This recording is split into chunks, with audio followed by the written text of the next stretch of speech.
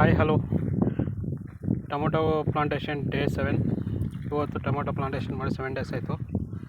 ಇವತ್ತು ಡ್ರಂಚಿಂಗ್ ಬಂದು ಸ್ವಾಶ್ ಕಂಪ್ನಿಯ ರೂಟ್ಸೆನ್ ಮತ್ತು ವ್ಯಾಮ್ ಡ್ರಂಚಿಂಗ್ ಮಾಡಿದ್ದೀನಿ. ಯಾಕಂದರೆ ಬಯೋಲಾಜಿಕಲ್ಸ್ ಚೆನ್ನಾಗಿ ಡೆವಲಪ್ಮೆಂಟ್ ಆಗುತ್ತೆ ಮತ್ತು ಗಿಡ ಸ್ಟ್ರೆಸ್ಸಿಂದ ಸ್ವಲ್ಪ ರಿಲೀಫ್ ಆಗುತ್ತೆ ಅನ್ನೋ ಇದರ ಮೇಲೆ, ಮತ್ತು ವೈಟ್ ರೂಟ್ ಫಾರ್ಮೇಷನ್ ಚೆನ್ನಾಗಿ ಆಗುತ್ತೆ ಅನ್ನೋದ್ರ ಬೇಸ್ ಮೇಲೆ ರೂಟ್ಸೆನ್ ಮತ್ತು ವ್ಯಾಮನ್ನು ಡ್ರಂಚಿಂಗ್ ಮಾಡಿದ್ದೀನಿ. ಇದು ರೂಟ್ಸೆನ್ ಬಂದು ಪರ್ ಎಕರ್ಗೆ 1 ಲೀಟ್ರು ಮತ್ತು ವ್ಯಾಮ್ ಬಂದು 250 ಗ್ರಾಮ್ ಡ್ರಂಚಿಂಗ್ ಮಾಡಿದ್ದೀನಿ. ನೋಡ್ಬೋದು, ಚೆನ್ನಾಗಿದೆ.